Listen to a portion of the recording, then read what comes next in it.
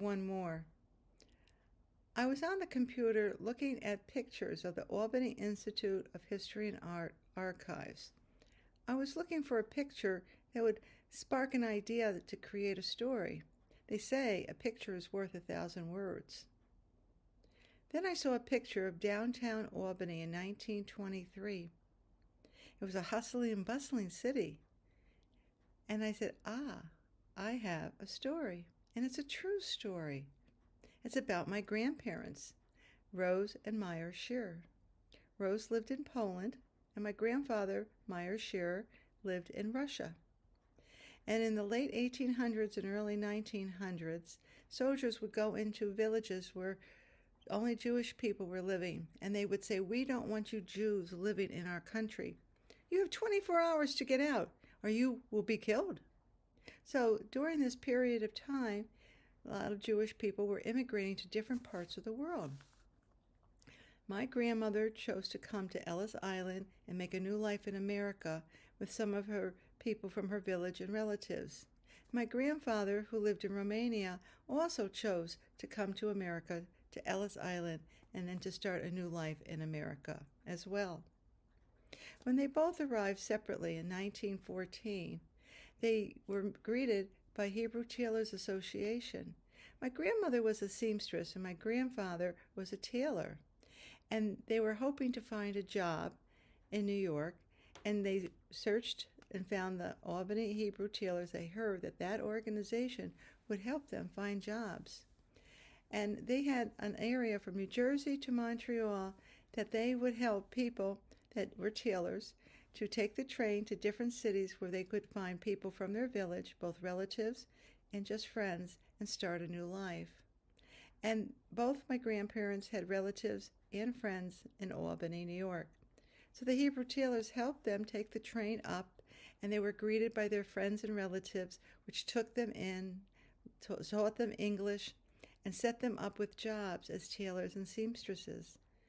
And they met each other, fell in love, and they got married. And they decided they wanted their own store. So they saved every penny they could, and they opened up a little store on Arch Street in Albany. Their store was named M. Shearer Tailor, and they worked so hard in that store to build up a reputation of this place to go if you needed your clothes tailored or hemmed or fixed or whatever. The little store grew and grew in popularity, and people would always come and sit by the pot-belly stove that they had when it was a cold day and they just wanted a warm place to sit and talk. They had 3 children. They had my mother, Becky, my Aunt Jean, and my uncle, Sam. Well, the house above them, which they lived above the store, was kind of small, so they bought a house, a 2-story house on Beekman Street in Albany. Well, then my mother grew up and married, and I was born, and we lived above them in their 2-family house. My mother would drop me off to have my grandparents watch me when they were doing some errands. And I had many, many hours in that store, and I learned a lot when I was there. My grandmother and grandfather had a sign on their wall. It said, "Sorry, no trust." "Grandpa, what does that sign mean?" I would say. "Well, Bev, people come and drop off clothes, and they don't want to pay. When they come to pick it up, they say they'll pay us later." But we didn't trust them because when we did trust them, a lot of time they didn't come back and we lost money. "Oh, so we keep the clothes here. And where do you put the clothes when they don't pick them up?" "Well, we have another sign. Sorry, no trust. Not responsible for clothes left after 30 days. "So what do you do with the clothes then?"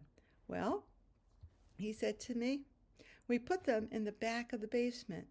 You see that sheet that separates the back of the basement to our store? Well, we hang them up there. And I pass the words around to all of our customers. If you know any immigrants that are new in the country, have them come to our shop. We'll give them some clothes free to get them started. Maybe they'll need a job interview suit or a nice dress to interview in." And then we give them the clothes and welcome them to America. We were immigrants once before, and people helped us, and now we want to help other people. So people would come, and they were kind of shy and quiet, I noticed, and they would say, we hear you have some clothes for us, people that have just come to America. Yes, we do. And my grandmother would take them in the back room, and they would try on clothes. And there was a little table in the back room with bags on them filled with food. And after they got their clothes to take home, and they were leaving with my grandma said, we have a present for you. Here's some bag of food. Welcome to America. And they would say thank you or gracias or whatever in their language. They were so happy that they were being treated so nicely by my grandparents. Well, we were living above my grandparents, and on Shabbos, Friday night, my grandmother would always have me and my cousins and my aunts and my uncles for dinner.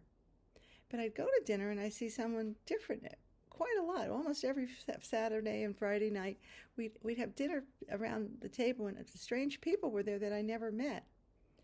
And they were from all different parts of the world. And I said, Grandma, how do you meet these people? Well, these are new immigrants that we met in our store. And they need to learn and practice English. And they, need to make new friends. And we try to bring them to our table and help them, make America their home and be comfortable in America. Remember, Bev, there's always room for one more around the table. Well, my mother and father decided to move to Latham, New York, and build their own house.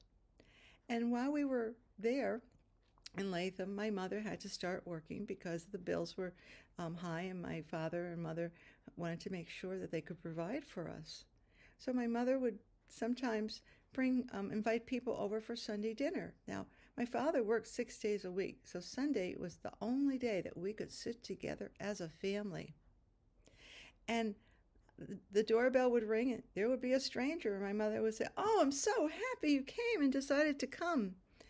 And sometimes there was 2 or 3 people, and we'd all squeeze in around the table.